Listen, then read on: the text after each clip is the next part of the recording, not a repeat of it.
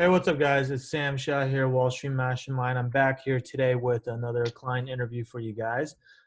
Today, I'm speaking with Luke, who just finished his recruiting process, had a very, very successful outcome, which I'll let him share with you guys in a bit. But definitely want to get him on here and talk about his experience, especially, coming from a non-target school and getting to where he is today.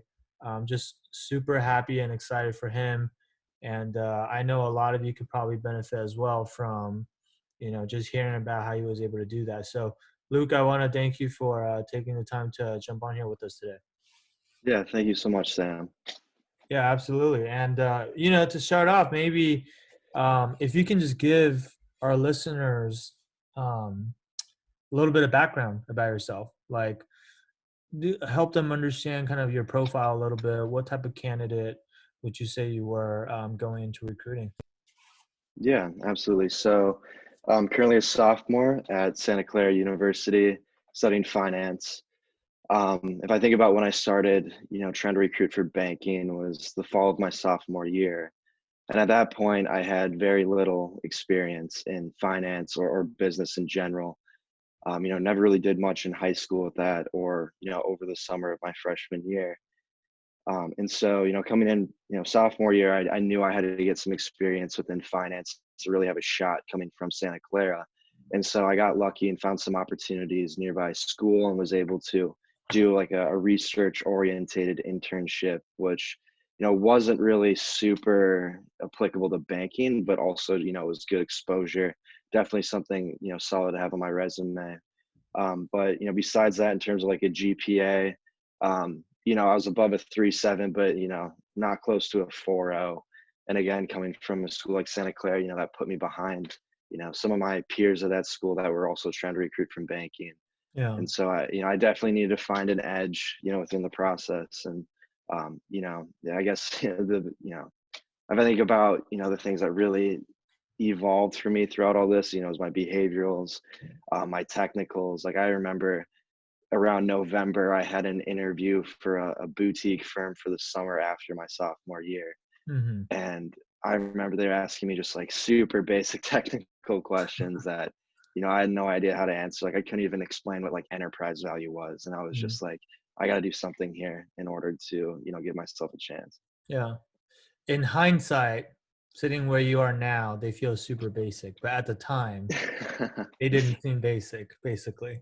Right. Yeah. Um, got it. So, I mean, coming from a school like Santa Clara, obviously out here on the West Coast, most of the schools that actually um, get recruited from are like Stanford and Berkeley and UCLA and maybe USC, right? Um, are there a lot of students from your school that break into banking each year? And like, do you know roughly how many or just ballpark maybe? Yeah. So if I think about the class ahead of me, there's about two that broke in. One's going to a bulge bracket, the other one's going to a mid market. And then, the class ahead of that one, there's about two again. So, Wow. it's not the most popular path to take for my school for sure. Right. And how big are your class sizes at Santa Clara, roughly? Yeah. So I have about 1,200 kids in my grade. Okay. So two out of 1,200 people each year get into investment banking. So definitely the odds are, I would say, are pretty much stacked against you then going to a non-target school like that. Yeah. Um, just because the banks don't recruit from there, but also like you don't have a lot of people around you that are trying to do the same thing. And so you're just not in that type of environment versus say a kid who's going to Haas at Berkeley or going to, I don't know, Wharton or, one of these Mhm. schools where everybody's trying to do banking. You can kind of bounce ideas off each other and see what everyone else is doing and things like that. You didn't have anything like that. Yeah. Yeah. I mean, outside of that small group of people, like I mentioned, it's, I'm not really taking classes at this point that are teaching me anything about banking. Um, so it's definitely something you kind of have to do on your own. Got it. Got it. So I mean, I think you started working with us back in like December, so it's Mhm, been about 5 months. We're in May right now, but prior to that, so that was December, so that was like halfway through your sophomore year, right? mhm. So prior to that, what were some of the things that you had already done on your own, like in terms of whether it's on the networking side or on the interview preparation side, like what were some of the things you were doing? Yeah, so in terms of networking, I probably had spoken to um, a handful of people at that point. Like I was definitely reaching out to a lot of bankers, but again, I wasn't really getting a whole lot out of those conversations. Like it would be more casual, like maybe there are people I had met before, like at school, like the older kids I mentioned. I wasn't really being referred on to other bankers or really expanding my network very efficiently. So by the time I actually started talking to you, Sam, I was like, I had exhausted what I thought my network was, which at that point, I don't know exactly how many people, but it couldn't have been more than 30 bankers. And like looking back on that, it's just, crazy to think that's, the extent I thought I needed to go to. In terms of my technicals, I was, focusing on, the guides that everybody uses, trying to memorize, words off of PDF, and wasn't really having the best time comprehending the material very well. Yeah. Because they're just so thick. It's hundreds of pages of just PDF. That's, for me, it's, easier to learn after like, being taught it by somebody instead of Right. just like memorizing a textbook, basically. Right. Got it. Okay. So you networked with about 30 people. You're hopping on the phone with them, cold calling, whether it's alumni or people from, I believe you said you had networked with people that were from your hometown area, right? Hmm. You're from the Midwest, right? Um, but you weren't really getting referrals, like you said. Did you get any interviews that were maybe like with small banks or just relevant internships that you were trying to get on your own? Like, did you have anything like that? Yeah, so I had one, or I had a couple for the summer after my sophomore year that were held in the fall. And those are kind of, I guess, found by just reaching out to people, like the cold emailing thing. Like they actually would post stuff on our school's like handshake account, but you'd have to reach out to them to really have a shot. And you know again, I feel like from a technical perspective I wasn't prepared. And then just thinking back on some of my behavioral responses too were just you know so just not solid at all, just really not Mhm. good. And totally understand why I didn't get those offers looking back. Got it. Okay. So bottom line though is when you came to us, you had tried a lot of this stuff on your own already. Like you kind of knew at a high level, hey, these are the things I need to do. I need to go out and talk to bankers, especially coming from a non-target school. I need to make sure, I learn the technicals and read the guides and kind of doing all the things that are, I guess, conventional wisdom, right? And then wasn't really working out for you. How did you come across Wall Street Mastermind and like what kind of piqued your interest? Yeah, so I think I found Wall Street Mastermind on LinkedIn. It was I think I came across your profile when I was looking for bankers to email. And I watched the introductory video and really just learned a little bit more about your strategy, your background in particular, having the experiences that you had. And became very interested in seeking out some expert advice, because at this point I knew it was something that I really wanted to do. And I Mm, was willing to do almost anything it took to put myself in a position to succeed here. And so that's where I saw a lot of value and wanted to kind of up my game and really give myself an extra edge. got it. And at the time, like what were you hoping for? Like in terms of the outcome? Like, based on where you were at the time, coming from the school you're coming from and how you were feeling about your networking and interview preparation efforts and things like that, like what would have been, like at the start of Wall Street Mastermind, if I asked you, um, what would be an outcome that you'd be happy with by the end of this program? Like, What would you have said? Yeah, so it's funny at that point, where I'm from originally, there's a mid-market bank that's headquartered in my hometown, which might be a bit of a giveaway. But um, you know, at that point, I I know which one you're was talking about, but maybe some people won't. yeah. So that was like my my goal at that point was just be like, I'll be really excited if I can have an opportunity to go back home and work for this mid-market bank with maybe some of my friends that go to the local college where I'm from. Mm, But like I guess deep down I always knew I wanted more than that, but like just the expectations I had given my background and going to a non-target school, I was not trying to give myself too high of hopes. yeah.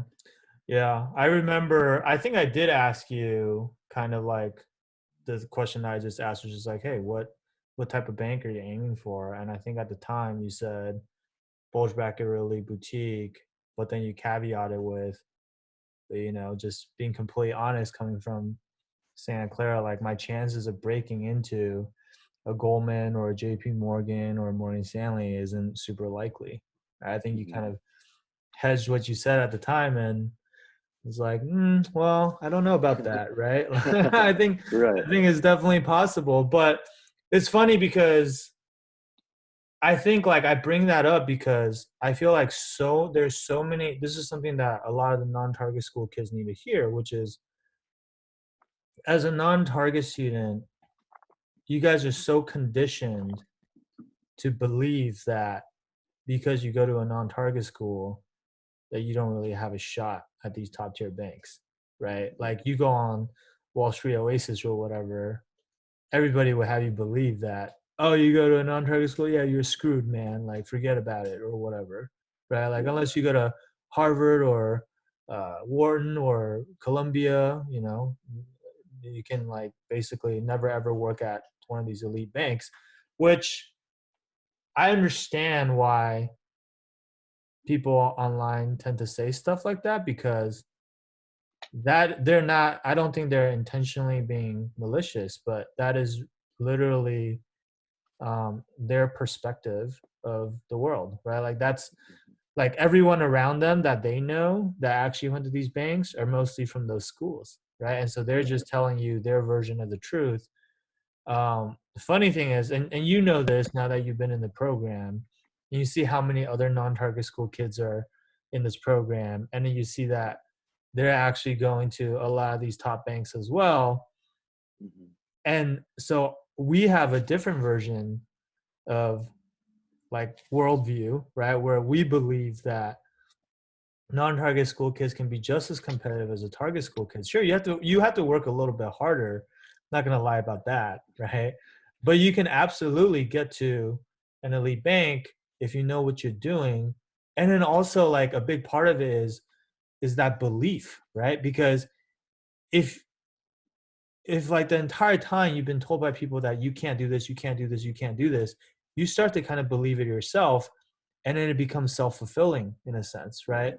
But like if you're all of a sudden in an environment where all the other non-target school kids are getting these outcomes, then you start to think like, well, why not me? Right? Because other people Mhm. are doing it.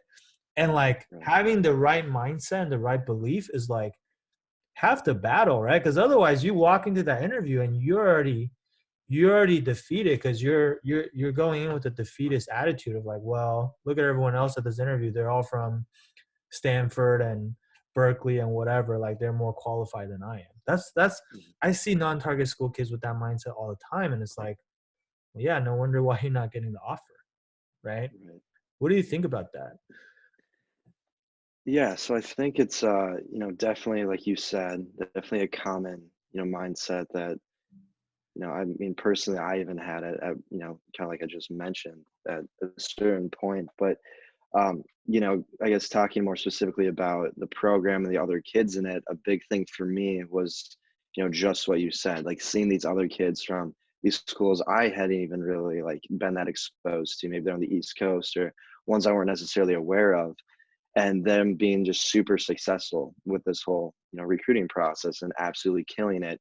And it really opened my eyes to the fact that these kids can in fact get it done and get these job offers. And sure, there's a couple kids from Santa Clara that were getting great offers at bulge brackets and really doing well, but in my eyes those guys were almost like superhuman in a sense. Like you see these people like on campus and stuff, and it's like you know that's like one in a million. But Yeah. after joining the program, you kind of realize that there's certain things you can do to put yourself in that group of people as well. Yeah. You're now gonna be that guy on campus that all the underclassmen come and bother about, "How did you get into investment banking?" Right? Yeah. Um, so then you join Wall Street Mastermind, obviously. Um, what were some of the things that we worked on together, and, like, what did you find to be most beneficial for you personally? Or, like, because people always ask, like, okay, I mean, I know I need a network. I know I need to learn the technicals. Yeah, sure. I know I have some stories prepared for my behaviorals. Everything I need is already out there online. So what's the difference? Like, what are you guys actually doing that's so different? So I Yeah. mean, So what did you find to be, or what changed in terms of the way you approach your preparation before and after? mhm. So I'd say it'd be a couple things. First of all, having your expert, advice basically in my pocket 24/7, being able to hop on and message you questions, even just like really little things that would pop up in like my day-to-day networking attempts. Like maybe the banker forgot the call or he got tied up in something, and kind of approaching that situation and in a way that would allow for the next call to actually happen and for him to be a little bit more open and be like, okay, wow, this kid really wants it because he said this, he understands, kind of thing.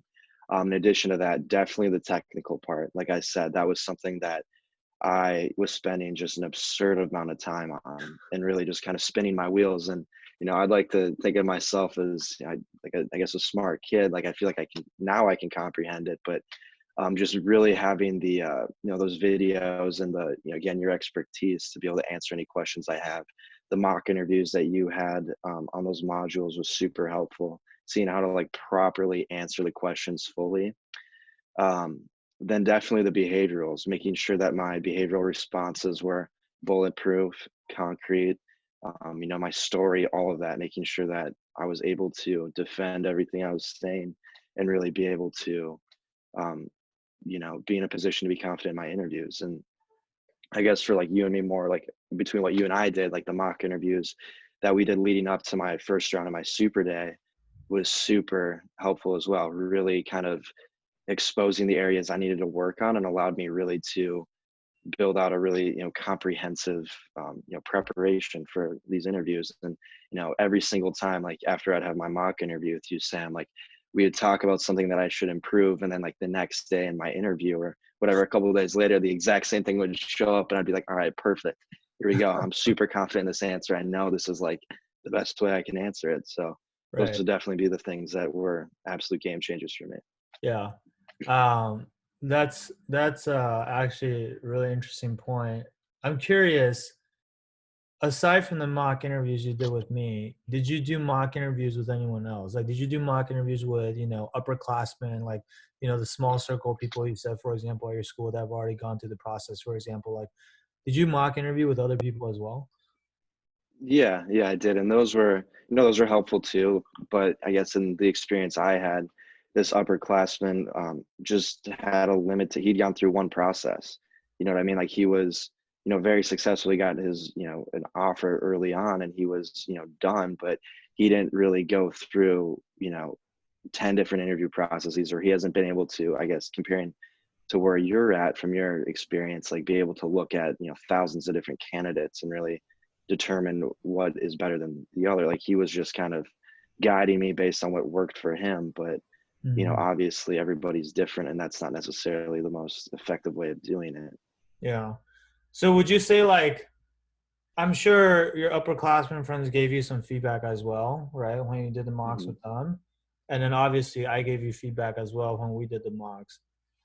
Is there any difference in terms of the feedback that you receive, or the, like, whether it's, I mean, just in any way, shape, or form? Because I'm trying to help people understand, like, a lot of the times, people are like, well, yeah, I can practice with my upperclassmen friend. What's the difference between that and what I would be doing with you guys, right? Is Mhm. there a difference or is there not a difference? Yeah, so I'd say there's, at least for me, there's definitely a difference. I'm great friends with this upperclassman, so I appreciate all the help he's been able to offer me, absolutely. But just given the fact that his experience was so much more limited than the resources you can offer. So Yeah. even in terms of like the technical things, like he was guiding us through certain technical aspects of his interview process that, at least in my personal experience with, the opportunities I had like would not have been able to necessarily allow me to succeed if I just knew those things. Mm, So that's where like having your comprehensive preparation really helped me. And then I guess thinking about the behaviorals too, um, his were obviously they're helpful, like he was successful, but again just building out really solid answers was something that I needed help with, like yeah. absolute like bulletproof responses. Yeah. I think like, one thing that I really take pride on is when we do mock interviews for our clients, we try to go really, really deep, right? Like our goal Hmm. is to always go as deep as possible. Yeah. And so it's not just giving you some very high level superficial feedback like, oh, this needs to be a little bit more concise, or oh, this needs to be, a little bit more detailed. Like that's kind of directionally helpful maybe, but not super actionable, right? Versus Right. Hmm. I think like what we try to do is leverage our experience from having interviewed so many students before already, and also like having done interviews back when I was in banking and also in private equity as the interviewer, and knowing like, hey, based on your profile, if an interviewer is looking at your specific resume, what are the questions that they're likely to ask you, right? So going back to your point Yeah. earlier about stuff that we talk about the day before the interview is exactly what showed up in the interview. That comes from experience. That doesn't come from luck, right? And Hmm. I mean, to be honest, like most people, if they had the ability to predict what was going to show up in the interview, um, they would probably do pretty well, right? Because then Yeah. it becomes easy to prepare, right? Yeah. I think where most people struggle a lot with the interviews is they're so overwhelmed because there's an infinite number of topics or questions that they could possibly ask you. And when you don't really know and you're kind of trying to guess at it, now you feel like you don't know where to focus on and you're trying to prepare for everything all at the same Mhm. time. And there's only a limited amount of time, right? Right. Absolutely. And that's like, I'm just thinking of a specific example in our experience. Like, there's certain things on my resume that'd be like really specific to the experiences I had. And, you know, my upperclassmen at school, like, like I said, they're great, but like they don't have like years of experience in banking. So like if they ask me to explain like, something I did in my internship, it's, the depth of their probing it wasn't necessarily at the same level as maybe what I got in my actual interviews, just because, those are people that have been in the industry for numerous years, kind of like you. So I remember specifically with one of my internships, you just absolutely grilled me on one part of my resume that like I thought I had down, but I just really was like, wow, I got to like build out a much deeper and comprehensive response to that. Yeah. And then so you went back and did that like that very same day, basically. Yeah. And then Yeah. And then you, it showed up the next day in my interview. Yeah. Just like yeah. that. Yeah, man. I mean, when it comes to like grilling you about experiences on your resume and stuff, the level of detail that a real investment banker is going to go to is much greater than what like another college student is going to ask you, right? Just because Mhm. they don't really the upperclassmen, they're maybe like half a step ahead of you, and they don't really know that much more than you. So it's not like they can really challenge all the things that you're saying, right? Versus a banker, if you say something that doesn't really make sense, they're gonna catch you, right? And Right. so you have to be 100% prepared going to those interviews. Absolutely. So sounds like on the interview side of things, you saw a huge improvement in terms of networking and lining up the actual interviews. how did you do in that area? Like, what was the stuff that we kind of showed you helpful, or did it change anything for you? And like, how successful were you in terms of getting interviews with the types of places that you were hoping to get interviews with? Yeah. So, I mean, yeah, it was absolutely game changing. Like I said, prior to, working with you, Sam, I thought I had exhausted my network at, whatever it was, like 30 bankers. But, honestly, I wish I had, um, I don't really know. I'd have to check my spreadsheet on exactly how many people I ended up getting in contact with, but it just grew exponentially after, implementing some of the strategies that you were helping me with, like the referral thing was I'm pretty sure every single conversation I had, I got a referral from it, and which just like again is multiplying my network simultaneously. Yeah. And so when it was all said and done, if I think about the amount of interviews I had, I got an interview at every single bank that I had spoken to, and so I was in like multiple processes here when it's all said and done. But it was, I was definitely connecting with people well, and it was definitely helping me. Wow, you said you got interviews at every single bank that you had spoken with. Like, as long as you had spoken to someone at that bank, you pretty much had an interview there. Right, yeah, because 'cause it'd be the type of thing where maybe I'd cold email somebody there, I'd, use whatever the reach out that you were helping me with, and then again, it'd just be a referral to somebody else, which would turn to a referral to somebody else in a matter of, 2 weeks, I'd talk to 3 people in their office, and they're like, "Alright, yeah, like, you're pretty much good at this point," Yeah. because they're all, I have enough, connections within the office. Yep.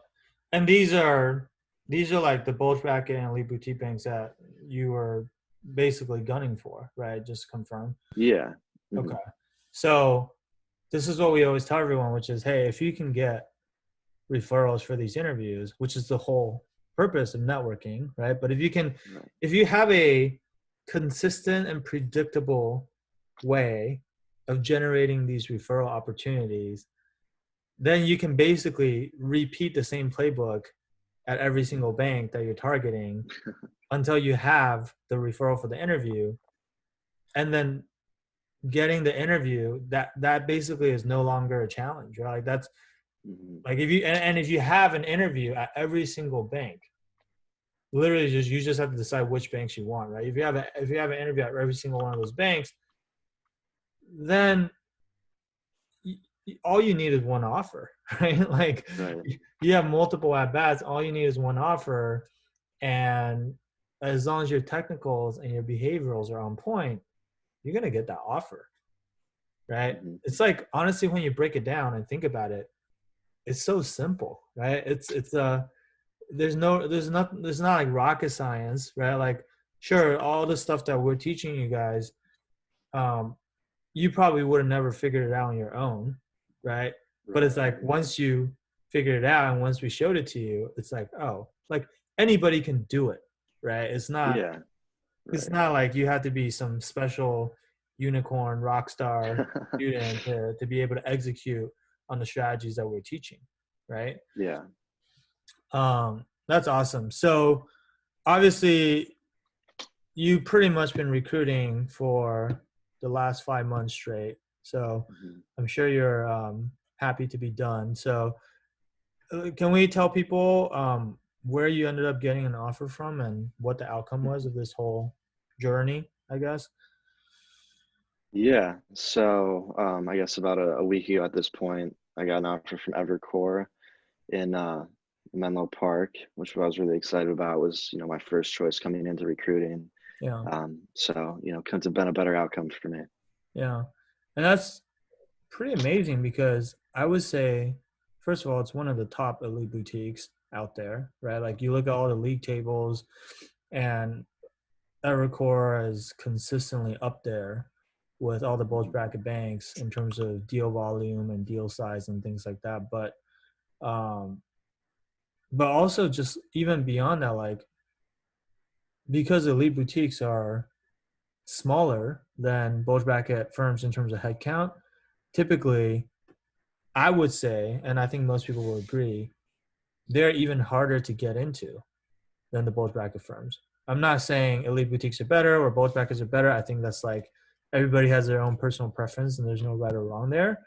But objectively speaking, in terms of selectivity and in terms of the degree of difficulty when it comes to the interviews, and I don't know if you felt this because you had other interviews too, but like elite boutiques definitely go harder Mhm. with their interviews, and they ask you, more granular technical questions and things like that, right? And so Mhm. just being able to come from, Santa Clara and ending up at one of the top elite boutiques, I will say like um, that's an amazing accomplishment.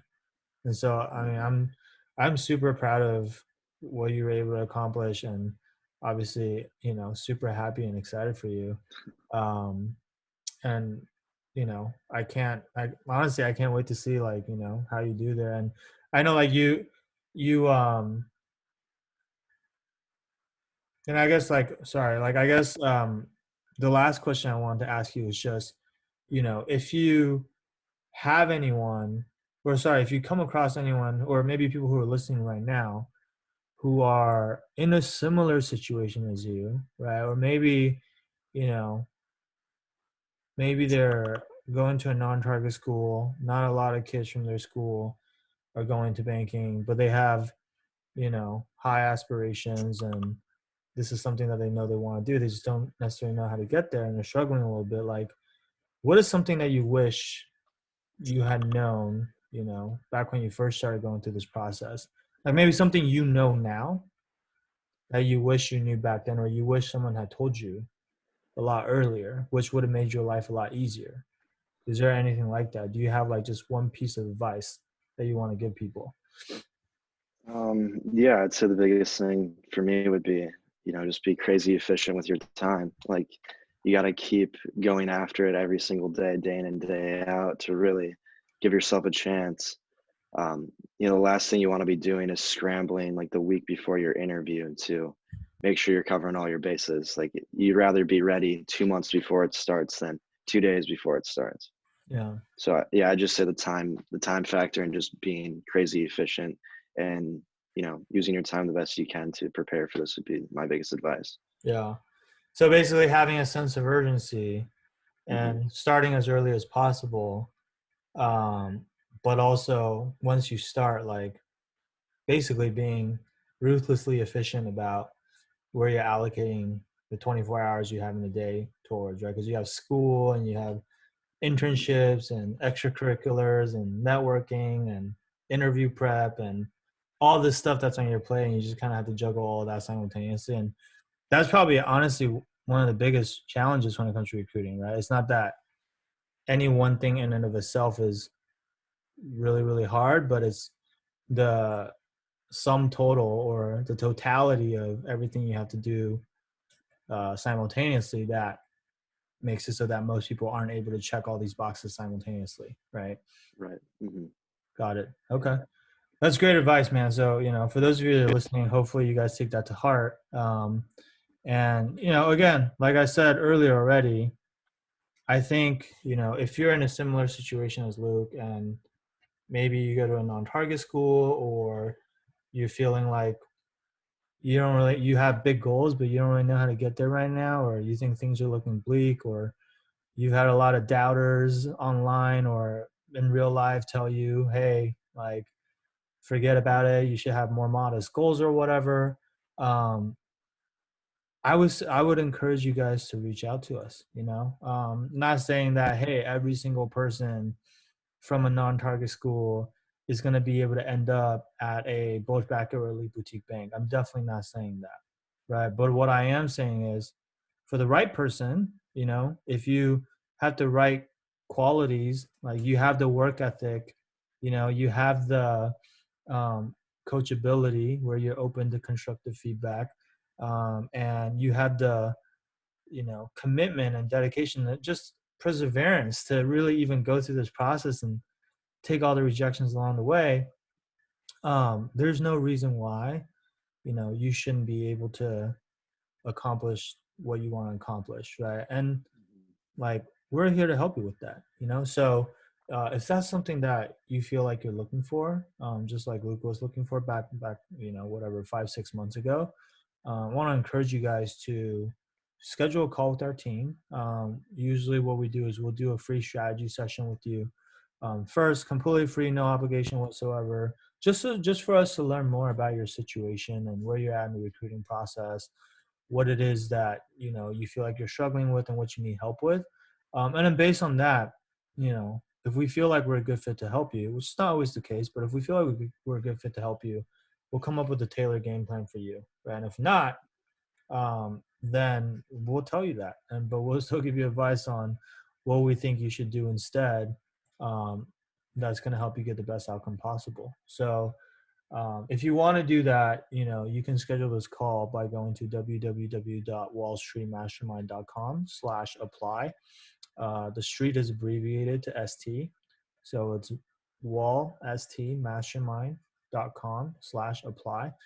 And, we look forward to speaking with you and hopefully helping you get this, not the same, but similar outcome that we help Luke with. So, Luke, again, I just want to thank you so much for taking the time to jump on here today and share your experiences with everyone. I'm sure there are a lot of non-target school students out there that are going to find this to be hugely beneficial and inspirational, to be honest, just to like show them what is possible, right? And I, like I said earlier, look forward to seeing what you accomplish both next summer as a summer analyst, as well as beyond that. Right? I mean, this is really just the beginning, and there's so much more success ahead of you, and I can't wait to see what you're about to do. Well, thank you so much, Sam. Appreciate that.